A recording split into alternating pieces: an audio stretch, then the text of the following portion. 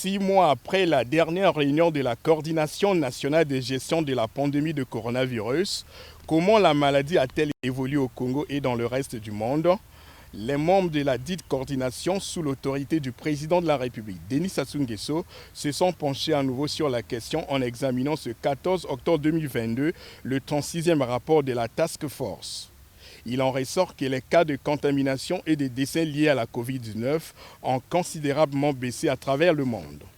Une tendance qui s'observe aussi au plan national avec un seul décès enregistré en mars dernier. L'évolution de la situation épidémiologique mondiale se caractérise ces derniers mois par une propagation de plus en plus faible de la pandémie, avec une décrue marquée des décès.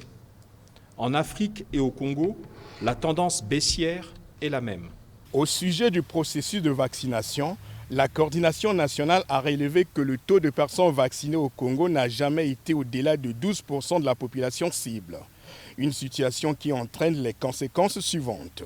La nécessité de détruire 529 486 doses de vaccins périmés, ce qui génère une perte de plusieurs centaines de millions de francs CFA.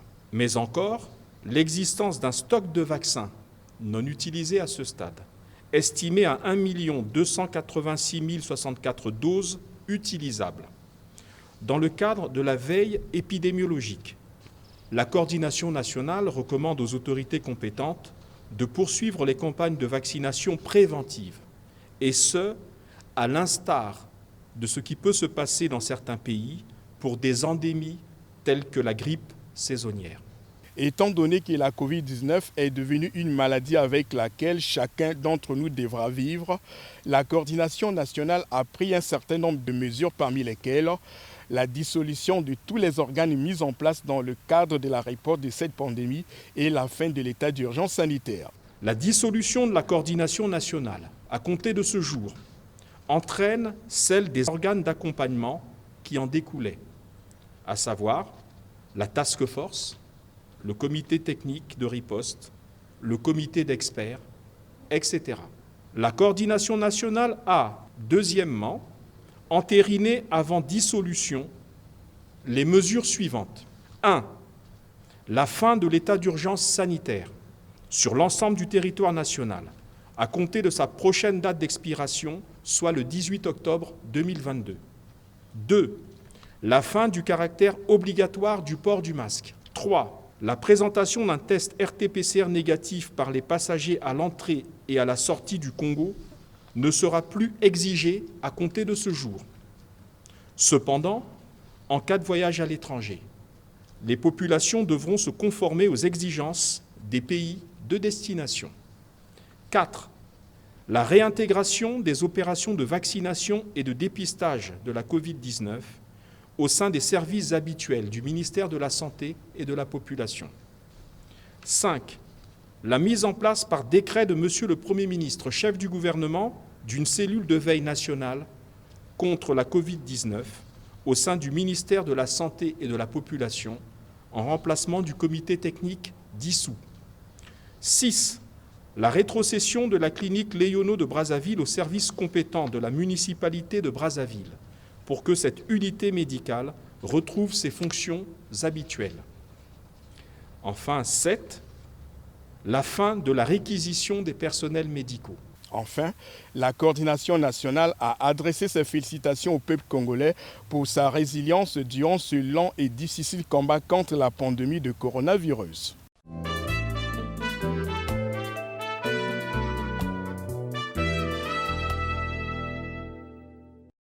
Deuxième réunion du Conseil des ministres du gouvernement Makosso II.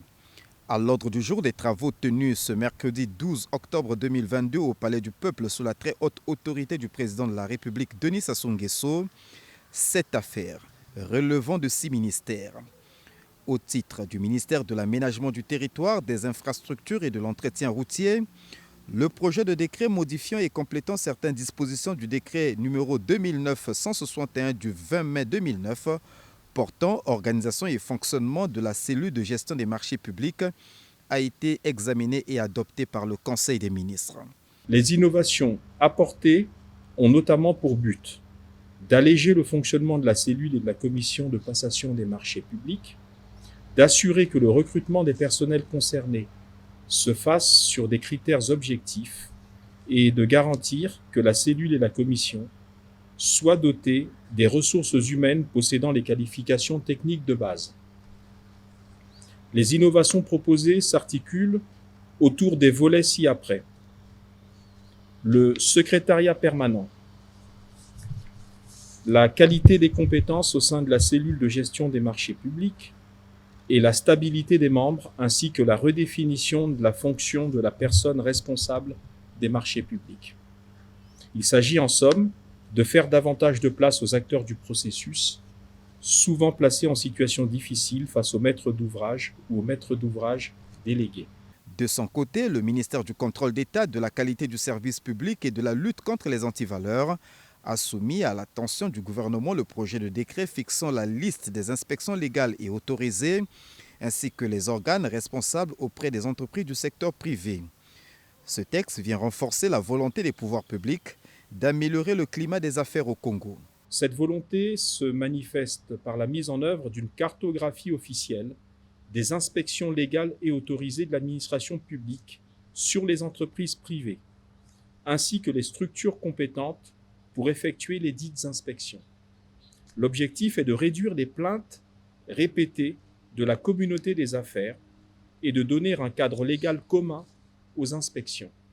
Cette mesure vise, entre autres, à lister toutes les inspections légales autorisées et les structures responsables, à interdire toutes inspections autres que celles strictement et formellement autorisées par le texte soumis ce jour à l'examen du Conseil des ministres, à mettre en place un système centralisé pour simplifier et rationaliser les inspections, enfin, à mettre en place un mécanisme de réponse rapide aux plaintes liées aux inspections. Autre affaire examinée et adoptée, le projet de décret réglementant le torchage et l'éventage de gaz dans les activités amont du secteur des hydrocarbures. Il a pour objectif de mettre en place un instrument juridique permettant de mieux administrer les procédures de torchage en République du Congo.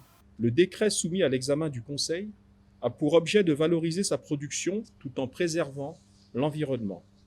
Dans cet objectif, une réglementation efficace du torchage et de l'éventage de gaz va permettre à notre pays de se conformer aux engagements internationaux auxquels il a souscrit pour ce qui concerne les émissions de gaz à effet de serre. Le projet de décret offre également des opportunités aux investisseurs pour orienter leurs fonds vers les projets d'utilisation ou de transformation du gaz associé, destinés actuellement à la torche, notamment la pétrochimie, l'exploitation minière, l'agriculture par le biais des fertilisants, la production d'électricité et la transformation du gaz en carburant liquide. Le projet de décret a pour objectif de mettre en place un instrument juridique permettant de mieux administrer les procédures de torchage de gaz en République du Congo. Il s'inscrit dans le sillage de la volonté constante exprimée depuis des années par son Excellence Monsieur le Président de la République et actée par le Code des hydrocarbures. Quant au ministère du Budget, des Comptes publics et du Portefeuille public, il a présenté 2 projets de décret. L'un fixant les modalités de détermination et de versement des dividendes des entreprises d'État et l'autre fixant les modalités d'application des dispositions fiscales intérieures au secteur pétrolier amont. Ce dernier a pour vocation de rassembler les textes applicables en la matière afin de rendre mieux lisibles les dispositions fiscalo-douanières qui régissent ce secteur. Le dernier projet de décret examiné et adopté par le gouvernement, cette fois au titre du ministère des Affaires sociales, de la solidarité et de l'action humanitaire, a porté création, attribution et organisation du programme national de filets sociaux. Ce programme est un mécanisme transitoire en attendant la mise en place effective de la future Agence nationale de protection sociale non contributive. Il aura notamment pour mission de fournir un revenu additionnel aux ménages ou individus pauvres et vulnérables, de faciliter l'accès des ménages pauvres et vulnérables aux services sociaux de base. Enfin, c'est la communication du ministère de la Santé et de la Population relative au retour de la 3e vague des étudiants congolais finalistes de Cuba qui a clos la réunion du Conseil des ministres.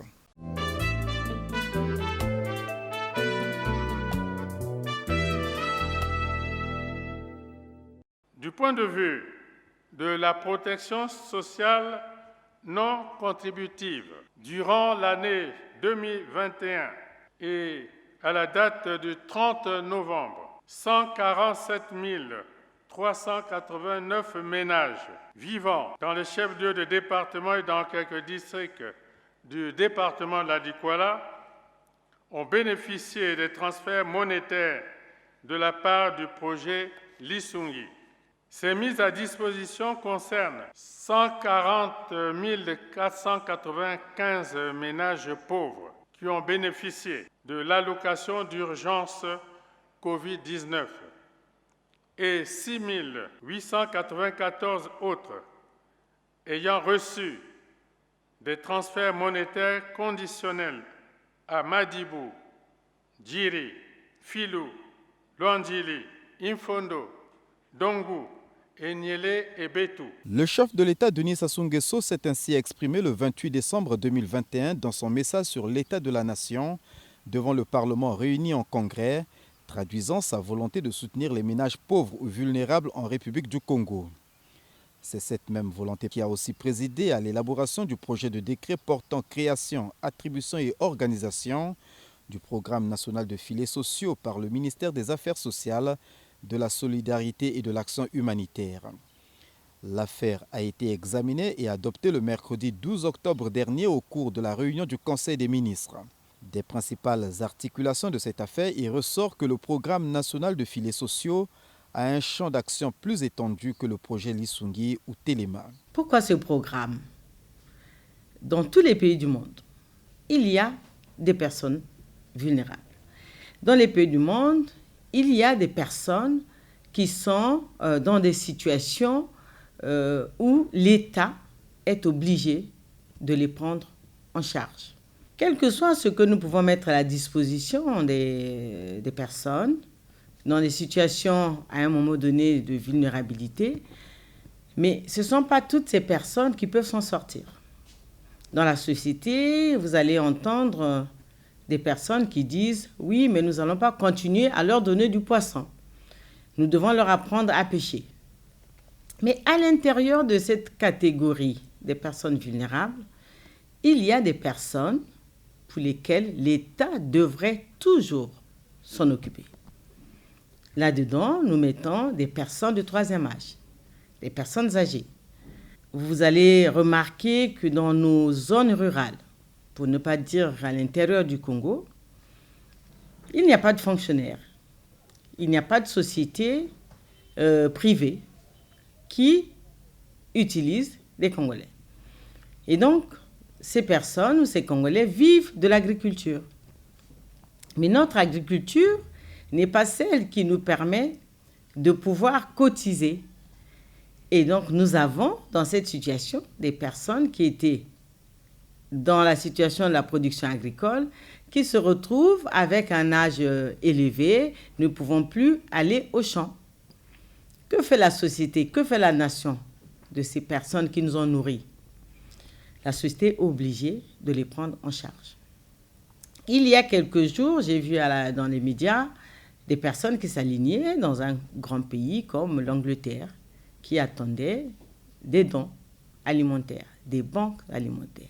C'est tout simplement pour dire que nous avons besoin d'un programme national de filets sociaux pour cette catégorie de personnes qui sont dans une situation d'impossibilité de pouvoir exercer un emploi. Vous allez prendre une vieille maman qui a 70 ans, qui a 65 ans, qui a mal au dos, qui ne peut plus travailler. Que fait l'État? L'État vient en aide. Et donc, le projet Lisungi nous a permis justement de pouvoir apprendre comment nous pouvons aider ces personnes-là. Il n'y a pas que des personnes âgées, nous avons aussi des personnes vivant avec handicap. À côté de cela, nous avons aussi des familles qui ont beaucoup d'enfants, dont les revenus ne leur permettent pas de pouvoir envoyer les enfants à l'école, ni pouvoir soigner les enfants. Et du coup, le projet Lisungi, dans le cadre de filets sociaux, avec des transferts monétaires conditionnels par rapport au ciblage, par rapport aux critères élaborés. Pour l'instant, ce sont les critères que nos partenaires, la Banque mondiale, avaient élaborés, et ce qui a permis que les personnes puissent être ciblées et recensées sur le terrain. Mais dans le cas de notre programme, parce que le projet Lisungi, avec nos partenaires Banque mondiale, le projet est circonscrit. C'est 3 départements, ou c'est 4 départements, c'est deux sous-préfectures dans chaque département. Vous voyez, par exemple, vous prenez les plateaux. À Djambala, il y a quelques récipiendaires de Lisungi, mais pas tout le monde. À Lekana, les gens attendent Lisungi. À Ongoni, les gens vont attendre Lisungi. Et donc, avec la Banque mondiale, Lisungi est circonscrit. Donc, il y a telle zone, tant de bénéficiaires et tout. Mais le programme national de filets sociaux, qui, le moment venu, quand tous les documents de la loi qui va créer l'Agence nationale de protection sociale sera arrivé à terme de préparation, ce programme va se loger dans l'agence.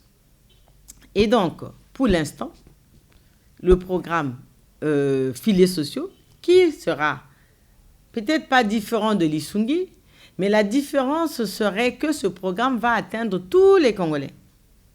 Ce programme va prendre en charge tous les Congolais, du nord au sud, de l'est à l'ouest, et ça fera qu'il y aura beaucoup de bénéficiaires. Mais ce programme aussi va nous permettre d'avoir les statistiques réelles de nos compatriotes qui sont dans des situations de vulnérabilité. Que ce soit les personnes âgées, que ce soit les personnes vivant avec handicap, que ce soit les femmes seules, les mères seules, les chefs de ménage, ou des couples qui ne sont pas en situation, qui, par la grâce de Dieu, ont la chance d'avoir beaucoup d'enfants, mais malheureusement n'ont pas les moyens pour les envoyer à l'école, ni les soigner correctement. C'est là que l'État va intervenir pour donner à tout Congolais la chance, à tout enfant la chance d'aller à l'école et de pouvoir réussir sa vie à partir de l'éducation, à partir de l'école et de la formation.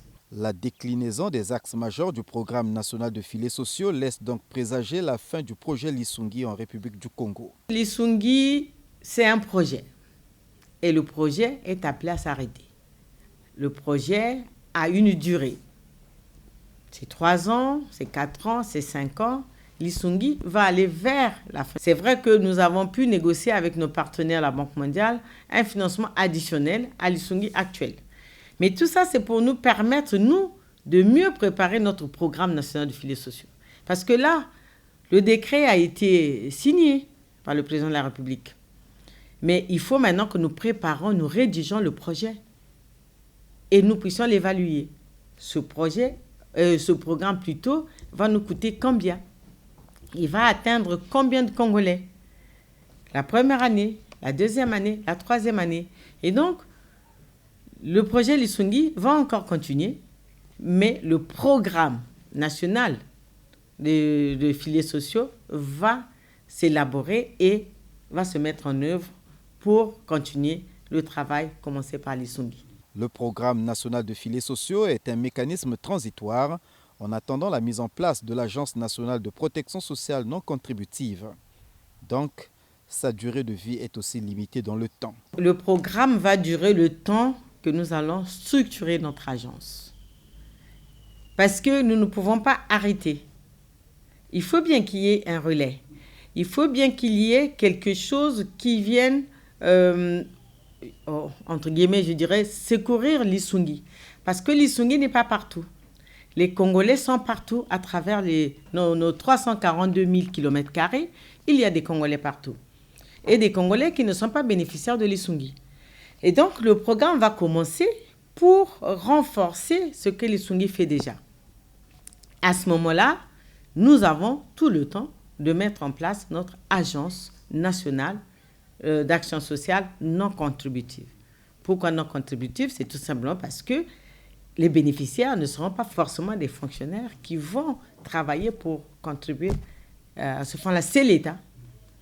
L'État qui prendra en charge ce financement-là qu'il faudra mobiliser à chaque fois, mettre dans le budget national et rechercher de l'argent pour pouvoir financer cette agence.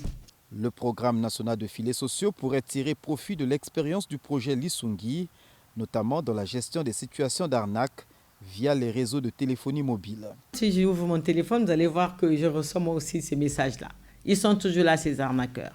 J'ai beaucoup communiqué sur ça, je pense, mais je continuerai à communiquer pour dire qu'il y a beaucoup d'arnaqueurs.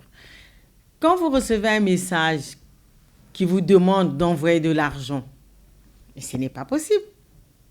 Vous ne pouvez même pas répondre à ce message-là. Vous ne pouvez pas tomber dans ce piège-là. Puisque vous êtes demandeur d'un soutien, mais l'État ne peut plus vous demander de l'argent. L'État ne peut pas vous demander de l'argent. C'est l'État qui recherche comment vous aider, vous donner de l'argent. La communication, c'est nous tous. Parce que vous aussi, vous devez communiquer. Dire à la population, dire aux parents. Quand vous recevez un message comme ça, tout de suite, jetez ce message. Ne tenez même pas compte de ça. Quoi qu'il en soit, la volonté du chef de l'État de soutenir les ménages pauvres ou vulnérables en République du Congo reste ferme. Ayant vécu en milieu rural, Denis Sassou Nguesso comprend aisément les situations de pauvreté et de vulnérabilité. C'est pourquoi il s'emploie à y trouver des remèdes avec le concours des partenaires. Le président de la République est né au village, qui a eu des parents agriculteurs et qui connaît la situation de ces mandants quand il va à l'intérieur.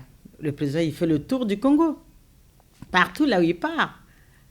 Cette population qui est tout le temps là en train de l'attendre, mais ils attendent ce fils-là qui pense à eux. Donc, le programme Filets sociaux est soutenu par le président de la République et il se bat. Vous voyez que malgré la crise qu'il y a eu, les 3 crises économiques, financières, crise sanitaire, le président s'est battu à mettre à la disposition des familles les 50 000 francs pendant le confinement. Il n'y a pas que les Lisungi, il y a le projet Téléma avec notre partenaire, l'AFD, de la République française. Là aussi, nous avons mis en place un autre projet Téléma. Et ce projet-là, surtout, s'occupe de l'inclusion économique et sociale des jeunes. Sur la présentation d'un projet, les études se font très bientôt. Dans les très prochains jours, ce projet va démarrer effectivement. Parce qu'en ce moment, le projet est mis en œuvre, mais ce sont les études. Parce que dans ce projet-là, je pense que vous avez suivi il n'y a pas très longtemps le comité de pilotage, il y a la première composante qui renforce les capacités du ministère. Les agents du ministère des Affaires sociales. Ça renforce. Et la deuxième composante, c'est justement le soutien. Le soutien que nous donnons à la jeunesse porteur des projets. Donc maintenant, on est en train de faire l'étude des projets et très bientôt, l'argent qui est disponible sera décaissé pour permettre l'intégration de cette couche de la société qui est au chômage, qui pourra travailler. Au regard de la portée des appuis, j'adresse mes chaleureux remerciements aux partenaires qui soutiennent notre pays dans cette action salutaire de relèvement socio-économique.